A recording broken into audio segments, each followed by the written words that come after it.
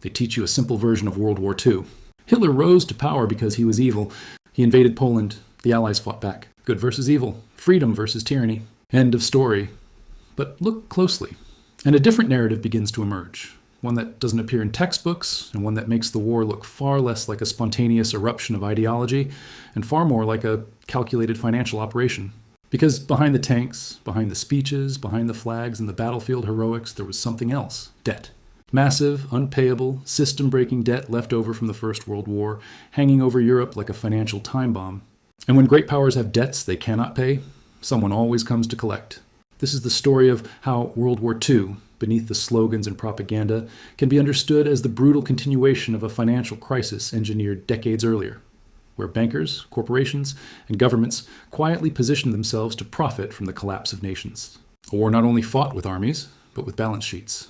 Not only for ideology, but for money, power, and global economic control. Let's start where the story really begins, not in 1939, but in 1919. Chapter 1, the Bill for World War I. The First World War ended with the signing of the Treaty of Versailles. It is often talked about as a peace agreement, but economically, it was something much harsher: a bill. A bill handed to Germany for a war they didn't solely start, and one they could never realistically pay. 132 billion gold marks. In today's money, over $1 trillion. The British economist John Maynard Keynes called it a recipe for future catastrophe, warning that the debt was so large it would destroy the German economy, destabilize Europe, and eventually lead to another war. He was right, because the United States, late to the war but essential in providing loans, wanted its allies, Britain and France, to repay tens of billions in wartime debts. But Britain and France didn't have the money. So what did they do? They turned to Germany. Germany didn't have the money either. So they did something you might not expect. They borrowed the money from American banks. Yes, the same country demanding repayment was also providing the loans to repay itself. This wasn't a mistake. It was a financial strategy. Chapter 2. The American banks. Step in. Throughout the 1920s, major American banks, J.P. Morgan, Dillon Reed, and others, poured billions into Germany's economy. On the surface, it looked like benevolence, helping a defeated nation rebuild. But behind the scenes, it was much colder. Germany would receive loans from American bankers. Germany would use those loans to pay reparations to Britain and France. Britain and France would then use those payments to repay their war loans to American banks. It was a giant financial triangle.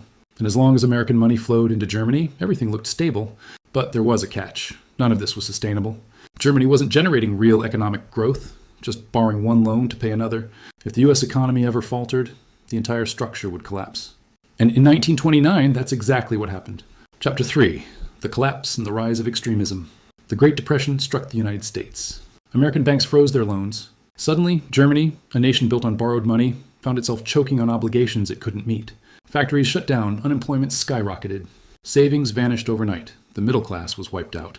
And the Weimar Republic, the fragile democratic government of Germany, collapsed under the weight of economic despair. In moments like this, people don't turn to moderate politicians. They turn to radicals, to voices promising order, strength, and revenge. And one man, more than anyone else, understood how to weaponize economic ruin: Adolf Hitler. Hitler didn't rise solely because of ideology. He rose because the German people were broke, starving, and desperate. Economics created his power far more than nationalism did. And while he shouted against international finance, something very different was happening behind closed doors. American corporations and banks, Ford, General Motors, IBM, Standard Oil, Chase Bank, and others, were quietly investing in German industry throughout the 1930s, long after Hitler came to power, long after the world could see where things were heading. Why? Because Germany was rearming. And rearmament meant profit. But there was another reason too. War clarifies debt. War resets the balance sheet. War forces repayment, especially if the victor can dictate the terms. Chapter 4, the Debt Collection War. By the mid-1930s, Hitler's Germany was no longer merely a European state. It had become an economic engine fueled by foreign investment, domestic militarization, and a population rallied around national revival. But Germany still owed vast reparations and outstanding loans. The old debts from World War I had not disappeared. They had simply become politically inconvenient. There were only three possible outcomes. 1. Germany repaid the debts, economically impossible. 2. The creditors, the US, Britain, France, canceled them, politically impossible. 3. The world returned to war, and war, it was profitable. Hitler invaded Poland in 1939. The world entered its deadliest conflict. But beneath the ideology and the geopolitics was a quieter truth. World War II functioned as the final violent restructuring of the global debt crisis that began in 1919. Here's how. German production would be seized. Nazi assets would be confiscated. Post-war Germany would be forced into a new economic order. The U.S. would emerge as the world's financial center. European debts would be effectively erased, not by repayment, but by geopolitical realignment. This wasn't accidental. It was baked into wartime strategy. By 1944, before the war was even over, world leaders met at Bretton Woods to design a new global monetary system, one controlled by the United States. The U.S. dollar replaced the British pound as the world reserve currency. American banks became the foundation of the new financial world, and the debts of the First World War became irrelevant because the entire old system had been replaced. A war had solved what peace could not. Chapter 5. Bretton Woods, the bankers' victory. At Bretton Woods, one principle reigned supreme. Stability comes from control. Control of currencies, control of gold reserves, control of global finance. The International Monetary Fund and the World Bank were created. The U.S. held 2/3 of the world's gold. Europe was rebuilt using American loans through the Marshall Plan. Germany was reconstructed, but now within a framework where American oversight was built into every level of its economy. The unpaid debts, they didn't matter anymore. A new order replaced the old one, but the real winners weren't nations. They were the institutions that emerged with unprecedented influence over global economics. Central banks, financial regulators, and international lenders. And behind them were private banking families, corporate interests, and institutions that had been involved since the 1920s.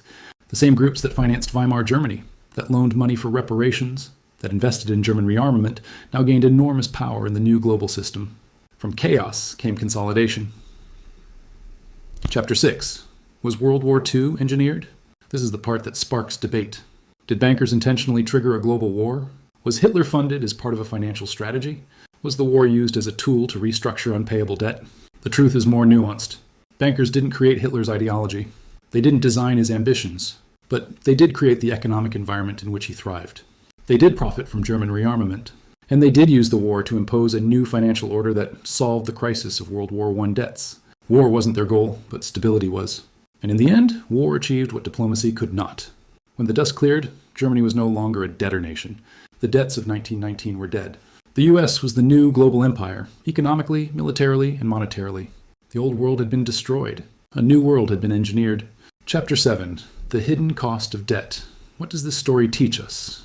That debt, on the scale of nations, is not just a financial burden. It is a geopolitical weapon. It shapes politics, ideologies, wars, and the destinies of entire populations. When a nation becomes trapped in debt, its democracy weakens. Extremists gain power.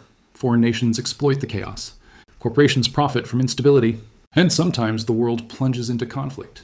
World War II wasn't only a clash of nations. It was the violent unraveling of a financial system built on impossible expectations and unsustainable obligations. When debts cannot be paid, history finds a brutal way to reset the numbers. Chapter 8. The echo in today's world. As you hear this story, you may sense an unsettling echo. Today's world is once again drowning in debt. Nations owe more than they can ever repay. Financial institutions wield enormous power. And global stability hinges on the same fragile architecture: loans, interest, and economic promises that may never be fulfilled. The story of how bankers triggered World War II isn't just history. It's a warning, a reminder that economic crises don't stay on paper. They reshape societies, they empower radical movements, they destabilize nations, and if left unresolved, they can plunge the world into chaos. Debt built the world we live in today. And if we're not careful, it may also destroy it.